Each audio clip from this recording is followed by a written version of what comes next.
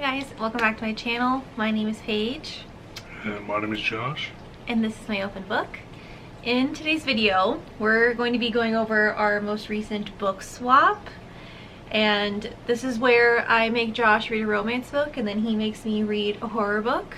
So we can challenge each other to read outside of our comfort zones and see if we get, you know, like a hidden gem. Or something that we both end up liking. Yeah. So grab a drink, grab a snack, and let's talk about how our experiences went. Okay, so the book that I gave to Joshua is Butcher Blackbird by Bryn Weaver.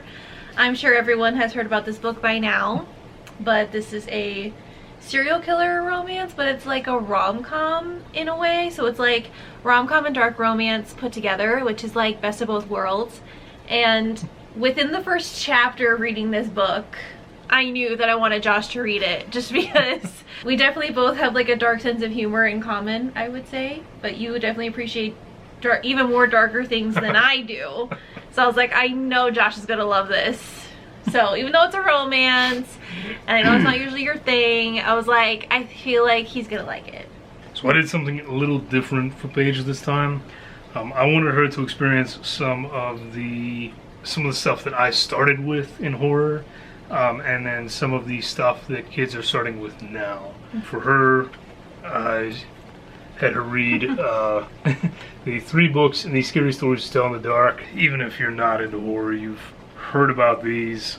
Alvin Schwartz wrote these stories based off of old legends and folk tales, and then the illustrations from Stephen Gamble are the ones that still haunt people's dreams nowadays. Literally. Yeah. So short stories there, and then I gave her this very short book from R.H. Grimley, which for those that do have kids that are into that sort of thing, if you grew up with Goosebumps, this is...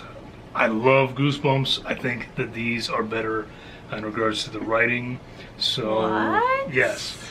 So this guy only has maybe 4 or 5 of them out right now. But if you're trying to get your kids into reading, go with this. If you're a horror fan. So Paige read these. They equate to about 400 pages, but it's 400 pages that go by in no time at all. Yeah. So I thought it was fair. That's what you read. Yes. And see, even all your 4 together. I know. I think yours is still thicker, right? Yeah. So there you go. Yeah. Let's say you go first. I go first. I'm really excited to hear your thoughts. So, just to give you context, we actually read these books how long ago? Like at the beginning of January. Yeah, like was it? Maybe even end of December. Yeah. Yeah. So, I did take a break from filming for a few weeks, and Josh refused to tell me any of his opinions until we filmed. So, this is going to be the first time I'm hearing his reaction to the book as well. Yeah. Yeah, this was me trying to motivate her to get back to you folks. Yes. So it finally worked. And it did work. Because I have to know what you thought. I'm so excited. Okay. So Butcher and Blackbird from Bryn Weaver. I struggled through it. No, you didn't. You're lying. I think I would honestly start crying if you hated it. No, it was great. No, it was great. I really enjoyed it. Really? Yes, yeah. I don't know that you can compare it to other romance that you've given me, because they're so different. It's very different. But if you're considering a romance, then it's definitely my favorite romance that I've read up to this point. Yeah. So. Sorry, I'm so excited. I can feel the excitement radiating off of you. I'm like that annoying friend when I make you watch a movie that I like. I'm just like watching your reaction the whole time, not even watching the movie. Yeah. Okay, I'm not looking. I'm Talk to the people. I'm trying to tell the people what I think. I swear I'm feeling tiny little smiley faces boot me against the face. Okay, I'm not looking. Talk to the people. I rated this 4.5 stars. The best day ever. It was not a 5-star. One, because I still had to suffer through some ridiculous sex scenes. And there are two conflicts, actually the very first and the very last conflict, where I felt that as seasoned serial killers, these two would not have reacted in the way they did, and they would not have been... They may have ended up in those situations, but they would have handled those situations differently. Especially the final conflict. I feel that the male character in particular would have handled it very differently. I don't think he would have acted in that way. Really? I don't. Oh. So, I for me, that took away just a little bit. It took okay. Because they had built the characters in a particular way, and then that. So that and now, can I fault the book for having, you know, sex scenes? Not really. It's just not my thing. So it's hard for me to, you know, it's really not the book's fault for that. But that bit of characterization, especially at the end there, did bother me enough. That's fair. That I can't give it a full 5 stars. But it was 4.5 stars. I think that if you are a horror fan, you can read this and enjoy yourself, and not even care a bit that it is also smut. What was your favorite part? Like, what do you think made it that good for you? So it's just she clearly is a horror fan. This author clearly is a horror fan. She takes a lot of the traditional tropes of horror and puts them in here. Okay. And I would equate, for horror fans out there, if there are any, I would equate this to a reading experience similar to watching a movie like Tucker and Dale versus Evil, or maybe to a different extent, Behind the Mask, The Rise of Leslie Vernon. Oh. Where okay. There's definitely some seriousness involved. Now, Tucker and Dale is much more on the comedy side, but there is some seriousness involved and some actual high-stakes moments. But there is such a healthy dose of dark humor that... that you just, I mean, you have to laugh, you know. Yeah, like literally laughing out loud reading, which I feel like is not always very common. So, and she just does a great job of it, because for those that are not horror fans, it's so gross out and ridiculous that I think Paige was able to laugh anyway, because it was so gross out and ridiculous. But you just can't help it when they're, you know, I don't know, whatever, they're playing ping pong with someone's eyeball. That doesn't actually happen, but scenes that are pretty similar do happen. So, I think that was the only reaction you gave me while you were reading. I think you read one scene like that where you were like, I can't believe you like this. Yeah, there were some times that I was surprised that it did not bother you. Yeah, just the way she wrote it was just so. But it was like I said, it was in a very humorous manner. And so because of that, the banter that in a normal romance would sometimes annoy me, in this obviously did not, because it was also with a healthy dose of that dark humor. So this really, I think that Bryn Weaver has done something really special here, in that a traditional romance reader, or someone at least that likes dark romance but still romance, can enjoy it alongside someone that is very much a lover of horror. I think that this could be a great book for couples in that regard, because I feel that happens a lot. Definitely. So I think that this could be kind of that gold standard right now, for couples to be able to read together and both of them find enjoyment in it. So this is, I mean, it says it right off the top, it's a trilogy. That was going to be my next question. Eventual trilogy. Are you going to read the other books? You already have the second book pre-ordered. Yes. So yeah, I do intend to continue. All right. I intend to continue. Yay. I think it'll be fun to read that one again together Yeah. and compare notes. So this was definitely, Awesome. like I said, it doesn't feel like romance. So I almost feel like I'm cheating by saying, now there are...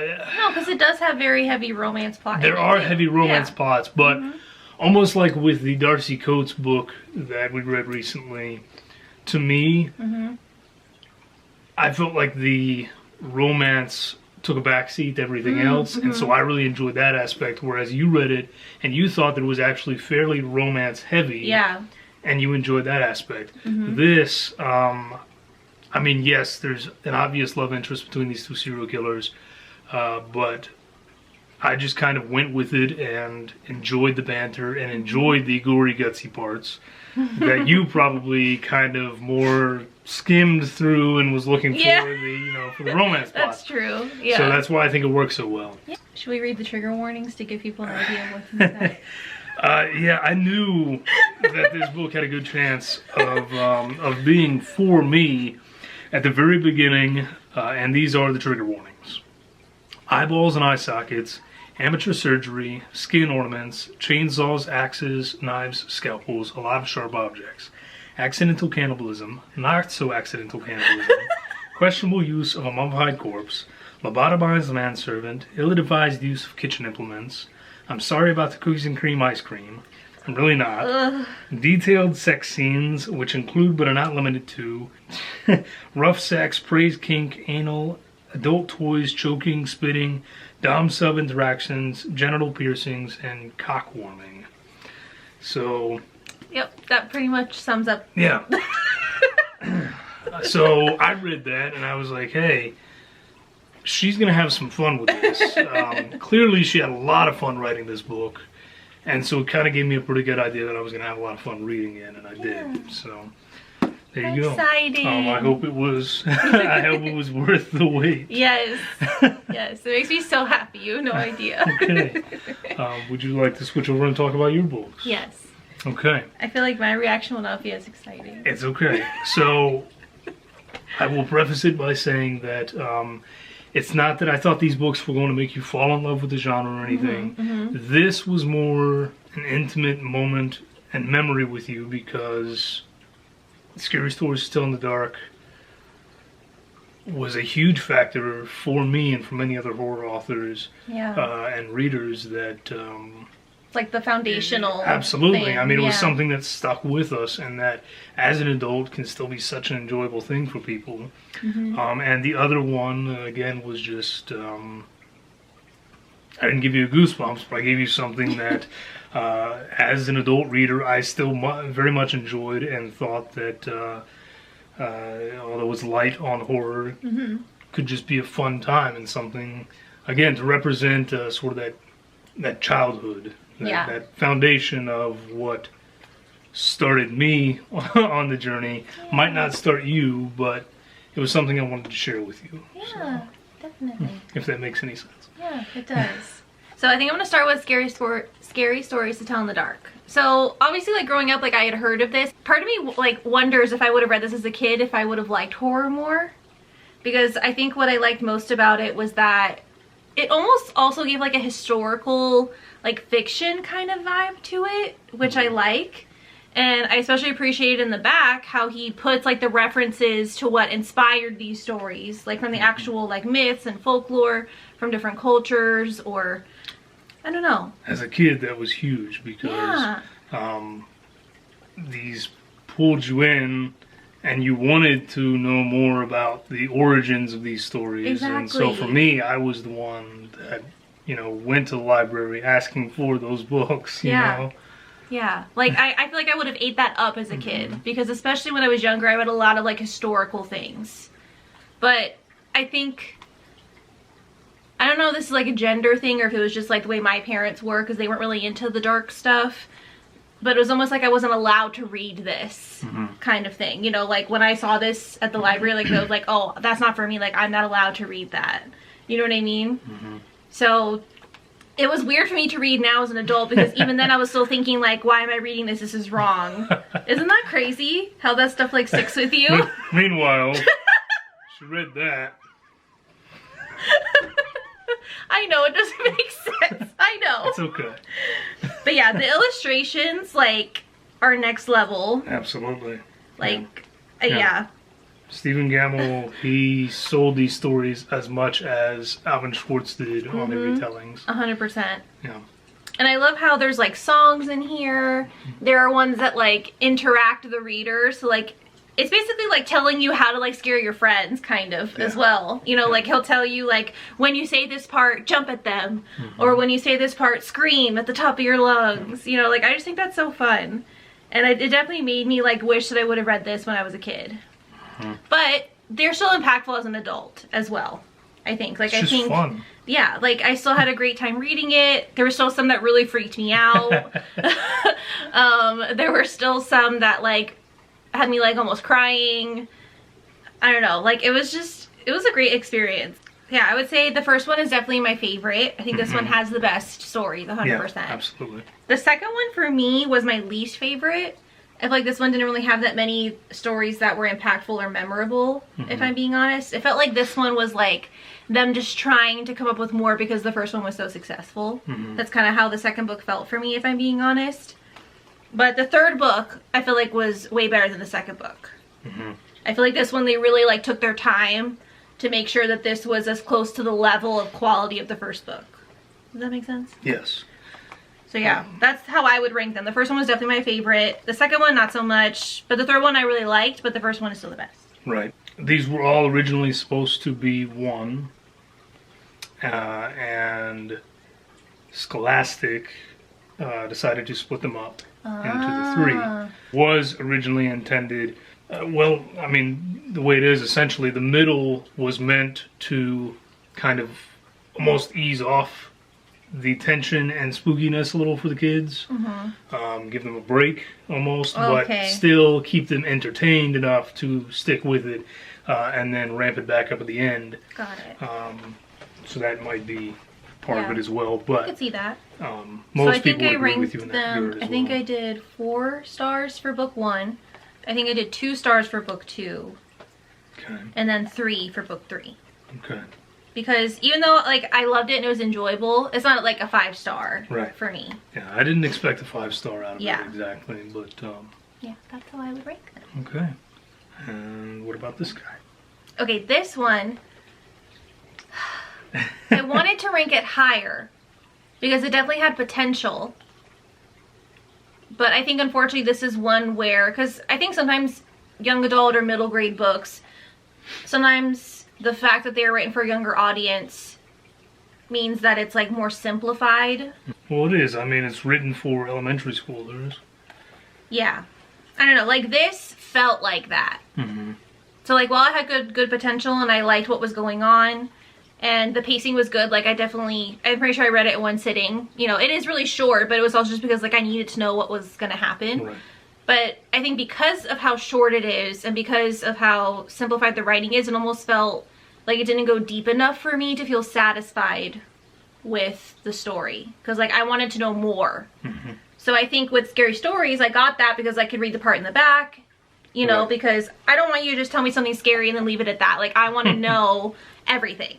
You know, that's just how I am. I want to know why. I want to know how, when, where. So note to self, do not give Paige any sort of Lovecraft.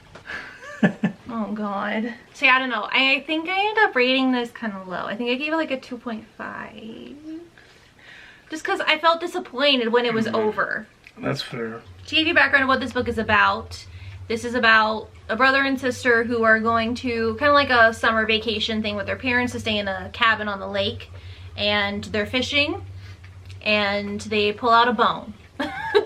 And the brother obviously wants to keep it because he's like really into it. He likes to collect things. And there's a girl who's staying at a cabin near them that warns them like, oh, you should really put that bone back in the lake. Like, you know, it's not going to end well, but they don't listen, obviously, because they're kids. And it just kind of goes from there. So yeah, like I love the premise. And as it goes on, you start to learn like a bit of the backstory about the bones and how they got there and like what's going to happen. But again, I just felt like it didn't give me enough. I wanted more.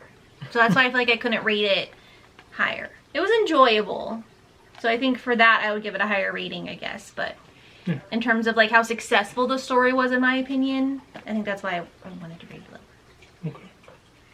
But yeah. Well, there we go. This definitely did teach me though. Like I do think maybe reading like young adult horror would be a good thing for me to try.